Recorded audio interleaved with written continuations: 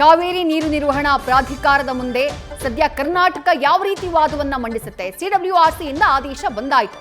CWRC ಶಿಫಾರಸನ್ನ ಮಾಡಾಯಿತು. ಮುಂದಿನ 15 ದಿನಗಳ ಕಾಲ ಪ್ರತಿನಿತ್ಯ ನಾವು ತಮಿಳುನಾಡಿಗೆ 12,000 ಕ್ಯೂಸೆಕ್ ನೀರನ್ನ ಹರಿಸಬೇಕು. ಅಂದ್ರೆ ಪ್ರತಿನಿತ್ಯ 1 TMCಗೂ ಅಧಿಕ ನೀರನ್ನ ನಾವು ತಮಿಳುನಾಡಿಗೆ ಹರಿಸಬೇಕಾಗತ್ತೆ. ಒಟ್ಟಾರೆಯಾಗಿ 16 TMC ನೀರನ್ನ ನಾವು ತಮಿಳುನಾಡಿಗೆ ಹರಿಸಬೇಕು. ಈ ನಿರ್ಧಾರ ಅಥವಾ ಈ ಶಿಫಾರಸು ಸದ್ಯ ಕಾವೇರಿ ಕೊಳ್ಳದ ರೈತರ ಆಕ್ರೋಶಕ್ಕೆ ಅಥವಾ ಅವರ ಆತಂಕಕ್ಕೆ ಕಾರಣ ಆಗ್ತಾ ಇದೆ. ಯಾಕಂದ್ರೆ ನಮ್ಮಲ್ಲಿ ಒಂದು ನಿರ್ಧಾರ ತೆಗೆದುಕೊಂಡಾಗಿದೆ. ಕಾವೇರಿ ಜಲಾನಯನ ಪ್ರದೇಶದ 4 ಜಲಾಶಯಗಳು, ಆ 4 ಜಲಾಶಯಗಳ ನೀರನ್ನ ಕೇವಲ ಕುಡಿಯೋದಕ್ಕೆ ಮಾತ್ರ ಬಳಸಬೇಕು, ಯಾವುದೇ ಕಾರಣಕ್ಕೂ ಕೃಷಿ ಚಟುವಟಿಕೆಗಳಿಗೆ ಬಳಸೋ ಹಾಗಿಲ್ಲ ಅನ್ನುವಂತಹ ಸ್ಪಷ್ಟ ಆದೇಶವನ್ನ ಸರ್ಕಾರ ಮಾಡಾಗಿದೆ. ಹೀಗಾಗಿ ಕೃಷಿ ಚಟುವಟಿಕೆಗಳಿಗೆ ನೀರನ್ನ ಹರಿಸಲಾಗ್ತಾ ಇಲ್ಲ ನಾಲೆಗಳಿಗೆ. ಇದು ರೈತರ ಚಿಂತೆಗೆ ಕಾರಣ ಆಗಿದೆ. ಇಂಥ ಸಂದರ್ಭದಲ್ಲಿ ತಮಿಳುನಾಡಿಗೆ ಪ್ರತಿನಿತ್ಯ 12,000 ಕ್ಯೂಸೆಕ್ ನೀರು, ಒಟ್ಟಾರೆಯಾಗಿ 16 TMC ನೀರನ್ನ ಹರಿಸುವಂತಹ ಶಿಫಾರಸು ಏನಿದೆ, ಇದು ಕಾವೇರಿ ಕೊಳ್ಳದ ರೈತರ ಆಕ್ರೋಶಕ್ಕೆ ಕಾರಣ ಆಗಬಹುದು. ಕಾವೇರಿ ಕೊಳ್ಳದಲ್ಲಿ ಸದ್ಯ 4 ಜಲಾಶಯಗಳು, ಕೆಆರ್ಎಸ್, ಹೇಮಾವತಿ, ಕಬಿನಿ, ಹಾರಂಗಿ, ಒಟ್ಟಾರೆಯಾಗಿ 88.69 TMC ನೀರು ಲಭ್ಯ ಇದೆ. ಅದರಲ್ಲಿ 20 TMC ನೀರು ಅದು ಡೆಡ್ ಸ್ಟೋರೇಜ್, ಅಂದ್ರೆ ಬಳಕೆಗೆ ಲಭ್ಯ ಇರೋದು 68 TMC ನೀರು ಮಾತ್ರ. ಕನ್ನಡ ಪರ ಹೋರಾಟಗಾರರಾಗಿರುವಂತಹ ವಾಟಾಳ್ ನಾಗರಾಜ್ ಅವರು ನಮ್ಮ ಜೊತೆ ದೂರವಾಣಿ ಸಂಪರ್ಕದಲ್ಲಿ. ಸರ್ ನಮಸ್ಕಾರ. ನಮಸ್ಕಾರ. 3,500 ಕ್ಯೂಸೆಕ್ ನೀರನ್ನ ಹರಿಸಬೇಕು ಅಂತ ಹೇಳಿ ಸಿಡಬ್ಲ್ಯೂಆರ್ಸಿ ಆದೇಶ ಮಾಡಿದಂತಹ ಟೈಮ್ನಲ್ಲಿ ಕರ್ನಾಟಕ ಬಂದ್ಗೆ ಕರೆಯನ್ನ ಕೊಡಲಾಗಿತ್ತು. ಕರ್ನಾಟಕ ಬಂದ್ ನಡೆಯೋದಿದೆ, ಅಷ್ಟರಲ್ಲಿ 12,000 ಕ್ಯೂಸೆಕ್ ನೀರನ್ನ ಹರಿಸಬೇಕು ಅನ್ನುವಂತಹ ಶಿಫಾರಸನ್ನ ಮಾಡಲಾಗಿದೆ. ಸರ್ ಏನ್ ಹೇಳ್ತೀರಿ ಸರ್ ಸಿಡಬ್ಲ್ಯೂಆರ್ಸಿ ಶಿಫಾರಸಿಗೆ? ಬಹಳ ಅನ್ಯಾಯ ಇದು. ಅವರು ನಿರ್ವಹಣಾ ಸಮಿತಿಯವರು ಸಂಪೂರ್ಣ ತಮಿಳುನಾಡು ಏಜೆಂಟರಾಗಿದ್ದಾರೆ. ಈಗ ನಮ್ಮ ಕೆಲವರು ಅರ್ಥ ಮಾಡ್ಕೊಳ್ಳಲ್ಲ, ನಾನು ಯಾಕೆ ಬಂದು ಕರೆದಿದ್ದೀನಿ ಅಂತ.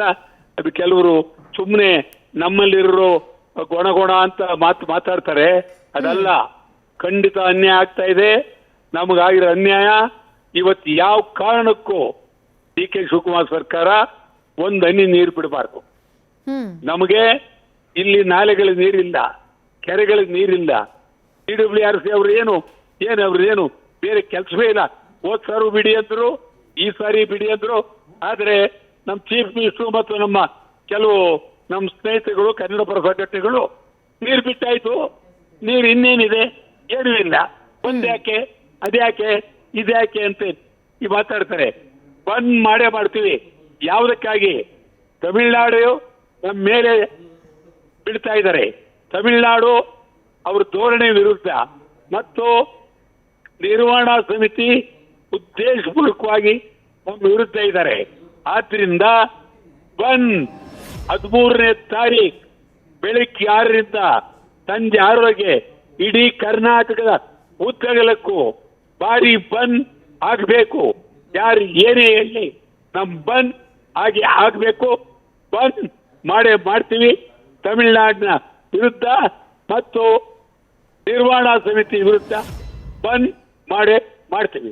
ವಾಟಾಳ್ ಸರ್, ನೀವಾಗಲೇ ಹೇಳಿದ ಹಾಗೆ ಮಳೆ ಬಂದಂತಹ ಕಾರಣಕ್ಕಾಗಿ, ಅಲ್ಪ ಪ್ರಮಾಣದ ನೀರಿದ್ದಂತಹ ಕಾರಣಕ್ಕಾಗಿ ತುಂಬಾ ಜನ ಬಂದ ನಿರ್ಧಾರದಿಂದ ಹಿಂದೆ ಸರಿದ್ರು ಅಥವಾ ನಮ್ಮ ಬೆಂಬಲ ಇಲ್ಲ ಅಂತಂದ್ರು, ಕೆಲವರು ನೈತಿಕ ಬೆಂಬಲ ಅಂತಂದ್ರು. ಈಗ ಹೋರಾಟಗಾರರಿ ಅಥವಾ ಸಂಘಟನೆಗಳಿಗೆ ಏನ್ ಹೇಳ್ತೀರಿ ಸರ್ ವಾಟಾಳ್ ನಾಗರಾಜ್ ಸರ್? ಇದು ಅವ್ರು ಹೇಳ್ಬಾರ್ದು ಆ ಮಾತನ್ನ. ಒಬ್ಬ ಹೋರಾಟಗಾರರಾಗಿ ಅವರೆಲ್ಲ ಆತರ ಹೇಳ್ಬಾರ್ದು.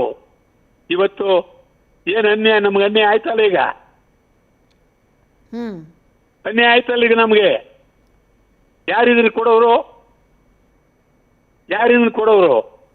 ಏನು ಯಾರ ಮೇಲೆ ಏನೋ ದ್ವೇಷಕ್ಕೆ ಏನೋ ಮಾತಾಡೋದಲ್ಲ.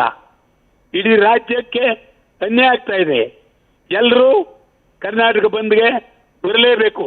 ನೀವ್ಯಾರು ಏನೇ ಹೇಳಿ ಕರ್ನಾಟಕ ಬಂದ್ ತಮಿಳುನಾಡು ವಿರುದ್ಧ ಮತ್ತು ಈಗ ವಾಟಾಳ್ ಸರ್, ಮುಖ್ಯಮಂತ್ರಿಗಳು ಮೊನ್ನೆ ಬಂದ್ ಅಂತ ಹೇಳಿದಾಗ್ಲೇ ಮನವಿಯನ್ನ ಮಾಡ್ಕೊಂಡಿದ್ರು. ಬಂದ್ನಿಂದ ಯಾವುದೇ ಪ್ರಯೋಜನ ಇಲ್ಲ, ಬಂದ್ನ ಅವಶ್ಯಕತೆ ಇಲ್ಲ, ಬಂದ್ನಿಂದ ಪರಿಹಾರ ಸಿಗಲ್ಲ, ಸರ್ಕಾರವೇ ಹೋರಾಟಗಾರರ ಪರವಾಗಿದೆ, ಕನ್ನಡಿಗರ ಪರವಾಗಿದೆ ಅಂತ ಹೇಳಿ. ಕನ್ನಡಿಗರ ಪರವಾಗಿರೋದಕ್ಕೆ ತಮಿಳುನಾಡು ನೀರು ಬಿಡ್ತಾ ಇರೋದು.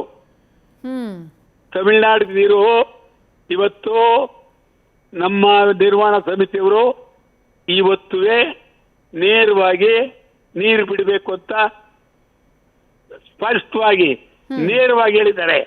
ಮತ್ತು ನಮ್ಮ ಸ್ನೇಹಿತರು ನಮಗೆ ಬೇಕಾದವ್ರುಗಳೆಲ್ಲ ಬಂದ್ ಮಾಡಿ ಅಂತ ಹೇಳಿ ಈಗ ಬಂದ್ ಅವಶ್ಯಕತೆ ಇಲ್ಲ, ಅದಿಲ್ಲ ಇದಿಲ್ಲ ಅಂದ್ರೆ ಏನ್ ಅರ್ಥವಿಲ್ಲ. ಬಂದ್ ಯಾರು ಹೇಳಿ ಹೇಳದೇ ಇರಲಿ, ನಾವು ತಮಿಳುನಾಡು ವಿರುದ್ಧ ಮತ್ತು ವಿತರಣಾ ಸಮಿತಿ ವಿರುದ್ಧ ಬಂದ್ ನಡೆಯುತ್ತದೆ, ಬೇರೆ ಮಾತಿಲ್ವೇ ಇಲ್ಲ. Right sir, thank you sir News First ಜೊತೆ ಮಾತನಾಡಿದ್ದಕ್ಕೆ. ಕನ್ನಡಪರ ಹೋರಾಟಗಾರರು ವಾಟಾಳ್ ನಾಗರಾಜ್, ಬಂದ್ ಮಾಡೇ ಮಾಡ್ತೀವಿ, 12,000 ಕ್ಯೂಸೆಕ್ ನೀರನ್ನ ಪ್ರತಿನಿತ್ಯ ತಮಿಳುನಾಡಿಗೆ ಹರಿಸಬೇಕು ಅಂತಂದ್ರೆ ಇದು ಕರ್ನಾಟಕಕ್ಕೆ ಆಗಿರುವಂತಹ ಘೋರ ಅನ್ಯಾಯ. ನಾವು ಬಂದ್ಗೆ ಕರೆ ಕೊಟ್ಟಂತಹ ಸಂದರ್ಭದಲ್ಲಿ ಕೆಲವರು ಅದರ ಅವಶ್ಯಕತೆ ಇಲ್ಲ, ಅಲ್ಪ ಪ್ರಮಾಣದ ನೀರು ಜೊತೆಗೆ ಮಳೆ ಬಂದಿದೆ, ಈಗೇನು ಅವಶ್ಯಕತೆ ಇದೆ ಅಂತ ಮಾತನಾಡಿದ್ರು. ಈ ಕರ್ನಾಟಕಕ್ಕೆ ಅನ್ಯಾಯ ಆಯ್ತಲ್ಲ, ಯಾವುದೇ ಕಾರಣಕ್ಕೂ ಬಂದ ನಿರ್ಧಾರದಿಂದ ನಾವು ಹಿಂದೆ ಸರಿಯೋದಿಲ್ಲ. ಆಗಸ್ಟ್ 13ನೇ ತಾರೀಕು ಬೆಳಗ್ಗೆಯಿಂದ ಸಂಜೆ ತನಕ ಕರ್ನಾಟಕ ಬಂದನ್ನ ಮಾಡೇ ಮಾಡ್ತೀವಿ ಎಂದಿದ್ದಾರೆ. ಅವರ ಮಾನಸಿಕತೆ ಏನಿತ್ತು, ಅವರ ದೃಢ ನಿರ್ಧಾರ ಏನಿತ್ತು, ಆ ದೃಢ ನಿರ್ಧಾರ ತಗೊಂಡ್ರೆ ಮಾತ್ರ ನೀವು ನಿಜವಾಗ್ಲೂ ಬಂಗಾರಪ್ಪನವ್ರ ಶಿಷ್ಯ. ಮೇಕೆದಾಟು ಪಾದಯಾತ್ರೆ ಸಂದರ್ಭದಲ್ಲಿ ನಮ್ಮ ನೀರು ನಮ್ಮ ಹಕ್ಕು ಅಂತಂದ್ರಿ. ಇವತ್ತು ಅಕ್ಷರ ಸಹ ನೀವು ತಮಿಳುನಾಡಿನ ನೀರು ಗಂಟಿ ತರ ಏನಾರ ವರ್ತನೆ ಮಾಡಿದ್ರೆ ಕರ್ನಾಟಕ ಹತ್ತಿ ಉರಿಯೋದ್ರಲ್ಲಿ ಯಾವುದೇ ಅನುಮಾನ ಇಲ್ಲ. ಇವತ್ತು ರೈತರುಗಳು ರಾಜ್ಯ ಸರ್ಕಾರ ಪರೋಕ್ಷವಾಗಿ ಮರಣದ ಗ್ಯಾರಂಟಿ ಕೊಟ್ಟಿದೆ. ನಾವೇನ್ ಮಾಡೋದು ಸ್ವಾಮಿ? ರೈತರುಗಳು ಈ ಕಡೆ ಮಕ್ಕಳ ವಿದ್ಯಾಭ್ಯಾಸ, ಮಕ್ಕಳ ಮದುವೆ, ಏನು ನಮ್ಮ ಸಂಸಾರ ನಡೆಸಲಿಕ್ಕೆ ನಾವು ಹಣ ಬೇಕು, ಬೆಳೆ ಇಲ್ಲ ಅಂದ್ರೆ ಬದುಕಿಲ್ಲ ಅಂದ್ರೆ ಏನು ಮಾಡಬೇಕು? ಸರ್ಕಾರ ಏನಾರ ಪರಿಹಾರ ಕೊಡಬೇಕಲ್ವಾ? ಹಾಗಾಗಿ ತತ್ಕ್ಷಣವೇ ಆಲ್ ಪಾರ್ಟಿ ಮೀಟಿಂಗ್ನ ಕರೆದು ನೀರು ಬಿಡದೇನೆ ಇರತಕ್ಕಂಥ ಒಂದು ದೃಢ ನಿರ್ಧಾರವನ್ನ ರಾಜ್ಯ ಸರ್ಕಾರ ತಗೊಳ್ಬೇಕು.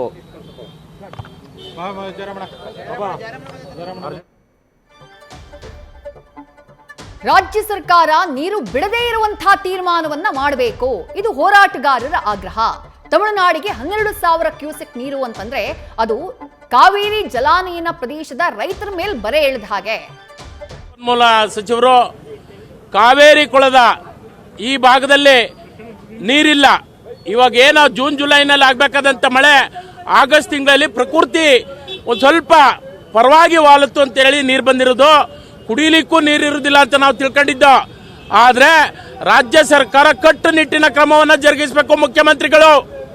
ಮುಖ್ಯಮಂತ್ರಿಗಳು ಕಟ್ಟುನಿಟ್ಟಿನ ಕ್ರಮವನ್ನು ಜರುಗಿಸಿ ನಾನು ನೀರು ಕೊಡದೇ ಇಲ್ಲ ಅಂತಕ್ಕಂಥ ನಿಲುವು ಬಂದ್ರೆ ಮಾತ್ರ ಕಾವೇರಿ ಕೊಳ ಉಳಿತದೆ. ಇಲ್ಲದೆ ನಿಮ್ನ 6ನೇ ಅಂತ ಅಲ್ಲೆಲ್ಲೋ ಇನ್ನೊಂದು ಅಂತ ಮಾಡ್ತೀನಿ ಅಂದ್ರೆ ಯಾವ್ದ್ಕೊಬಿಡಲ್ಲ. ದಯಮಾಡಿ ರೈತರು ಬೆಳೆಗಳು ಒಡ್ಡಿದ್ದಾರೆ, ಕೋಟ್ಯಾಂತರ ರೂಪಾಯಿ ಬೆಳೆಗೆ ಬಂಡವಾಳ ಹಾಕಿದ್ದಾರೆ. ಆ ಬೆಳೆಯನ್ನು ಉಳಿಸ್ಕೋಬೇಕಾದಂತ ಪರಿಸ್ಥಿತಿ ಎಲ್ಲರ ಜವಾಬ್ದಾರಿ ಇದೆ. ದಯಮಾಡಿ ರಾಜ್ಯ ಸರ್ಕಾರ ಇದಕ್ಕೆ ಒಣಗೇಡಿತನ ಮಾಡ್ದೇನೆ ಶಕ್ತಿ ಪ್ರದರ್ಶನವನ್ನ ಮಾಡಬೇಕು ಅಂತ ಈ ಮೂಲಕ ಆಗ್ರಹಿಸ್ತೇನೆ.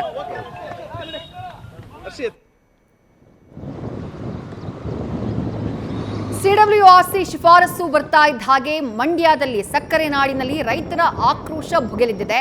ಯಾವುದೇ ಕಾರಣಕ್ಕೂ ನೀರು ಬಿಡಬಾರದು ತಮಿಳುನಾಡಿಗೆ.